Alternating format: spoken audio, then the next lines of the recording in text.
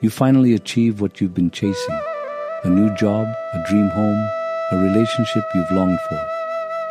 For a moment, everything feels perfect. But then something shifts. The excitement fades, the satisfaction dulls, and a quiet, familiar discomfort returns. You start searching for something new, something better. But no matter what you do, it feels like happiness is always slipping through your fingers. Why does happiness never seem to last? This isn't just your experience. It's universal. The Buddha, more than 2,500 years ago, asked the same question.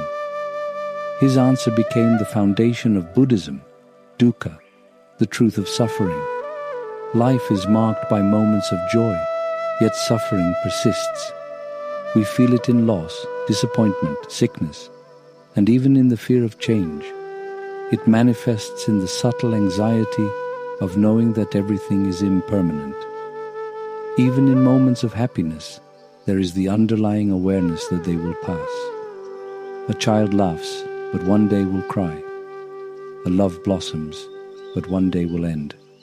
We age, we weaken, we lose those we love. But suffering isn't just about pain. It's about how we experience life itself.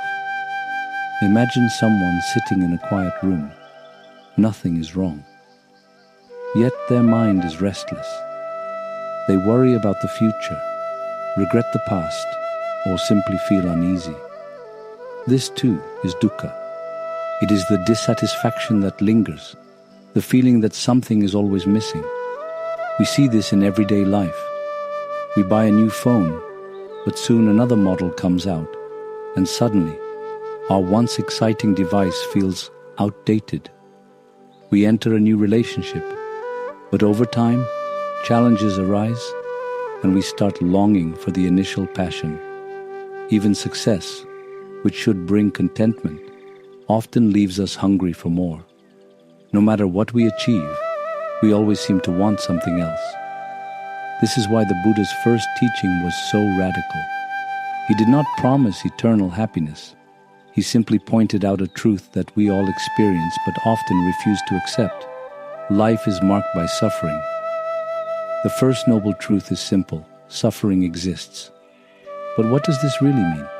The Buddha described 3 types of suffering: dukkha, the suffering of pain, physical illness, emotional distress, loss; the direct, obvious kind of suffering, viparinama dukkha, the suffering of change. Even joyful moments fade, and with them, discomfort arises. Everything is impermanent, and we struggle with that. Sankhara dukkha, the suffering inherent in existence, the subtle dissatisfaction of being human, always craving, always searching for something more.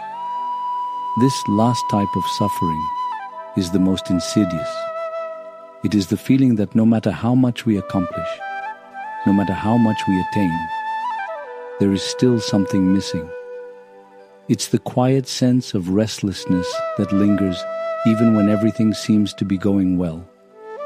We often resist suffering, believing that if we could just fix everything, get the right job, find the right person, achieve enough, we would finally be free.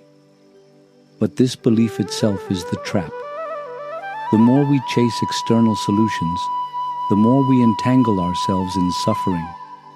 We keep running, thinking that happiness is just over the next hill, but we never actually arrive. Think about this. Have you ever told yourself, once I get this promotion, I'll be happy? Or, if I could just move to that new city, life would be perfect. And yet, once you reach those goals, the same feelings return. Happiness remains just out of reach.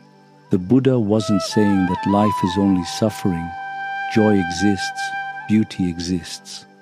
But because everything is constantly changing, even our joy is fleeting.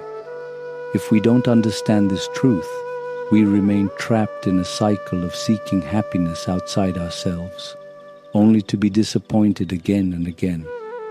Consider the cycles we experience daily. Excitement turns to boredom, hope to disappointment, energy to fatigue. Recognizing this cycle is essential. It helps us understand why, despite our best efforts, fulfillment always feels elusive. This is especially clear in relationships. At first, there is passion, excitement, discovery.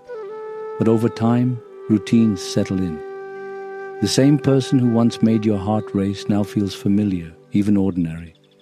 We long for the rush of newness, failing to appreciate the deeper connection that can only grow with time. And so, we chase after fresh experiences, new people, convinced that the next encounter will be different until the cycle repeats. What if suffering wasn't something to escape, but something to understand? The Buddha did not teach suffering to make life seem hopeless. He taught it because seeing suffering clearly is the first step toward freedom. When we recognize suffering, we begin to loosen its hold. Instead of reacting with resistance, we observe it. Instead of running from discomfort, we acknowledge it. Imagine you are holding onto a rope with all your strength. Your hands begin to burn, yet you refuse to let go. The pain does not come from the rope itself. It comes from your grip. The moment you release it, the pain disappears. Our suffering is the same. We cling to our expectations, our desires, our fears. But what if, instead of holding on so tightly, we simply let things be as they are? We see examples of this in daily life. When we try to control everything, from our relationships to our careers, we create stress and anxiety. But when we start accepting things as they come, understanding that all things change, our suffering lessens. It's not about becoming passive or indifferent, but about developing a new relationship with life itself. Consider this: the next time you feel anxious or restless, pause. Instead of distracting yourself, just notice it. Where is it in your body? What thoughts arise? Rather than trying to fix it, just sit with it. The moment we stop resisting suffering, we start transforming our relationship with it. This is the first step. But understanding suffering alone is not enough. We need to see what causes it. Why do we suffer so deeply when things change? Why do we crave things we don't have? Take a moment to reflect on your own life. What expectations do you hold tightly? What fears prevent you from accepting change? Becoming aware of these patterns is the beginning of true wisdom. In the next episode, we'll uncover the hidden force behind our suffering, craving, attachment, and the illusion of control. Until then, reflect deeply. Where do you see dukkha in your life? And what changes when you accept it fully?